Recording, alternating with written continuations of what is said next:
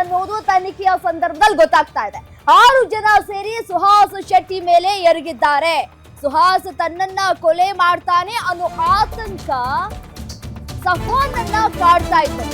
ಹಾಗಾಗಿ ಈ ಕೊಲೆಯಾಗಿದೆ.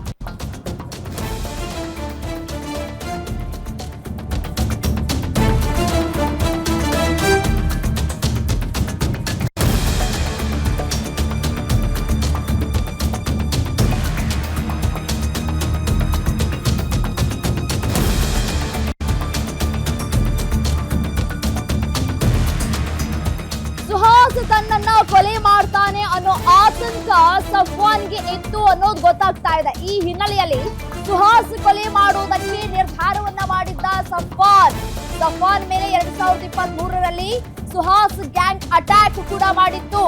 ಇನ್ನೊಂದು ಕಡೆ ಫಾಜಿಲ್ ಹತ್ಯೆ ಮಾಡಿದ್ದ ಸುಹಾಸ್ಗಾಗಿ ಕಾಯ್ತಾ ಇದ್ದಂತಹ ಆದಿಲ್, ಫಾಜಿಲ್ ತಮ್ಮ ಆದಿಲ್ ನನ್ನ ಸಂಪರ್ಕಿಸಿದಂತಹ ಸಫ್ವಾನ್, ಸುಹಾಸ್ ಕೊಲೆಗೆ ಸಫ್ವಾನ್ ತಂಡಕ್ಕೆ ಸುಪಾರಿ ನೀಡಿದಂತಹ ಆದಿಲ್ ಅನ್ನೋದು ಗೊತ್ತಾಗ್ತಾ ಇದೆ.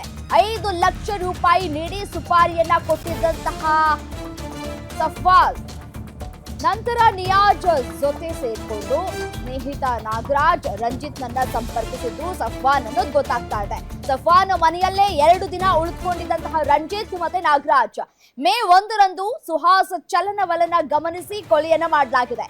ಮಂಗಳೂರು ನಗರ ಪೊಲೀಸ್ ಆಯುಕ್ತ ಅಗರ್ವಾಲ್ ಹೇಳಿಕೆಯನ್ನ ಕೊಟ್ಟಿದ್ದಾರೆ. ಅಂದ್ರೆ ಅನುಪಮಾ ಅಗರ್ವಾಲ್ ಅವರು ಹೇಳಿಕೆಯನ್ನ ಕೊಟ್ಟಿರುವಂತ ದಿನಾಂಕ 1/5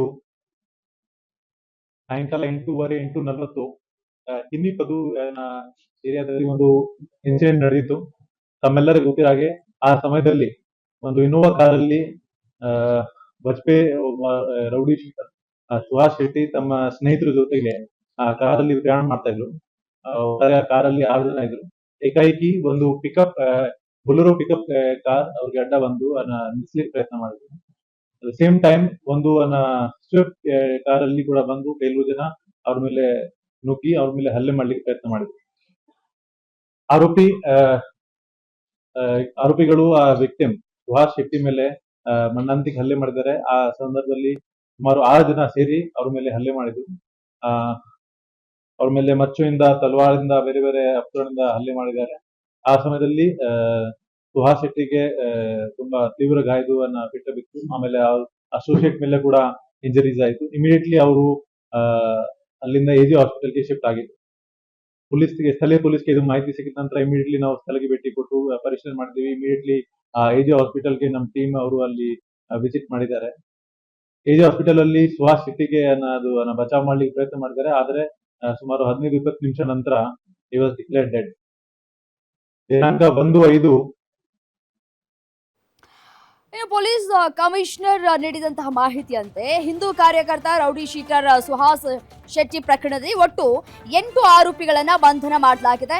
ಶಾಂತಿಗುಡ್ಡದ ನಿವಾಸಿ ಅಬ್ದುಲ್ ಸಫ್ವಾನ್, ನಿಯಾಜ್, ಮೊಹಮ್ಮದ್ ಮುಸಾಮಿರ್, ಕಲಂದರ್ ಶಫಿ, ಆದಿಲ್ ಮೆಹರೂಪ್, ನಾಗರಾಜ್, ಮೊಹಮ್ಮದ್ ರಿಜ್ವಾನ್, ಅದೇ ರೀತಿಯಾಗಿ ರಂಜಿತ್ ಎಂಬ ಆರೋಪಿಗಳನ್ನ ಈಗಾಗಲೇ ಬಂಧನ ಕೂಡ ಮಾಡಲಾಗಿದೆ. ಇಲ್ಲಿ ಆದಿಲ್ ಮೆಹರೂಪ್ ಫಾಜಿಲ್ ಸಹೋದರ ಅನ್ನೋದು ಗೊತ್ತಾಗ್ತಾ ಇದೆ. ದ್ವೇಷ ಹುಟ್ಕೊಂಡಿದ್ ಯಾವ ರೀತಿಯಾಗಿ, ಹೇಗೆ ಅನ್ನುವಂತಹ ಪ್ರಶ್ನೆಗಳು. ಈ ಪ್ರಕರಣದಲ್ಲಿ 2 ಪ್ರಮುಖ ಆರೋಪಿಗಳಿದ್ದಾರೆ. 2 ಗ್ಯಾಂಗ್ ಸೇರ್ಕೊಂಡು ಸುಹಾಸ್ನನ್ನ ಮುಗಿಸಲಾಗಿದೆ. ಅಬ್ದುಲ್ ಸಫ್ವಾನ್ ಹಾಗೂ ಫಾಜಿಲ್ 2022ರಲ್ಲಿ ಜೀವವನ್ನ ಕಳೆದುಕೊಂಡಿದ್ರು. ಸಹೋದರ ಆದಿಲ್ ಮೆಹರೂಪ್ಗೆ ತನ್ನ ಸಹೋದರನನ್ನ ಕಳೆದುಕೊಂಡಂತಹ ದ್ವೇಷ ಒಂದ್ ಕಡೆ ಕಾಡ್ತಾ ಇತ್ತು. ಇತ್ತ ಅಬ್ದುಲ್ ಸಫ್ವಾನ್ಗೂ ಕೂಡ ಸುಹಾಸ್ ಶೆಟ್ಟಿ ಮೇಲೆ ದ್ವೇಷ ಕೂಡ ಬೆಳೆದಿತ್ತು. ಸೊ ಅದಕ್ಕೆ ಅಂತ ಹೇಳಿ 2023ರಲ್ಲಿ ಸುಹಾಸ್ ಶೆಟ್ಟಿ ಗ್ಯಾಂಗ್ ನಿಂದ ಸಫ್ವಾನ್ ಮೇಲೆ ಅಟ್ಯಾಕ್ ಕೂಡ ಆಗಿತ್ತಂತೆ. ಸುಹಾಸ್ ಶೆಟ್ಟಿ ತನ್ನ ಸ್ನೇಹಿತರಾದ ಪ್ರಶಾಂತ್, ಧನ್ರಾಜ್ ಜೊತೆ ಸೇರ್ಕೊಂಡು ದಾಳಿ ಕೂಡ ಮಾಡಿದ್ರು. ಆ ಒಂದು ಆರೋಪ ಕೂಡ ಇದೆ. ಹಾಗಾಗಿ ಸಫ್ವಾನ್ ಹಾಗೂ ಸುಹಾಸ್ ಶೆಟ್ಟಿ ಮೇಲೆ ದ್ವೇಷ ಕೂಡ ಮುಂದುವರೆದಿತ್ತು. ಸೊ ಈಗ ಕೊಲೆಯಲ್ಲಿ ಅಂತ್ಯವಾಗಿದೆ. ಸೇಡಿಗೆ ಸೇಡು, ಮುಯ್ಯಿಗೆ ಮುಯ್ಯಿ ಅನ್ನೋ ಹಾಗೆ ರಕ್ತಕ್ಕೆ ರಕ್ತ ಅಂತ ಹೇಳಿ ರಕ್ತವನ್ನ ಹರಿಸಲಾಗಿದೆ. 2 ಗ್ಯಾಂಗಿಗೂ ಕೂಡ ದಾಳಿಯ ಸೂಚನೆ ಸಿಕ್ಕಿತ್ತು ಅನ್ನೋದು ಗೊತ್ತಾಗ್ತಾ ಇದೆ. ಫಾಜಿಲ್ ಪ್ರಕರಣದ ಪ್ರಮುಖ ಆರೋಪಿಯಾಗಿದ್ದಂತಹ ಸುಹಾಸ್ ಶೆಟ್ಟಿ ಕಳೆದ 1 ವರ್ಷದ ಹಿಂದೆ ಜೈಲಿನಿಂದ ಹೊರಗೆ ಬಂದಿತ್ತು. ಜಾಮೀನನ್ನ ಪಡೆದು ಬಂದ ಬೆನ್ನಲ್ಲೇ ಸ್ನೇಹಿತ ಪ್ರಶಾಂತ್ ನನ್ನ ಕೂಡ ಭೇಟಿಯಾಗಿದ್ರು. ಇವರಿಬ್ರಿಗೂ ಕೂಡ ಸಫಾನ್ ಗ್ಯಾಂಗ್ ದಾಳಿ ಮಾಡುವಂತಹ ಭಯ ಕೂಡ ಇತ್ತು ಅನ್ನೋದು ಗೊತ್ತಾಗ್ತಾ ಇದೆ.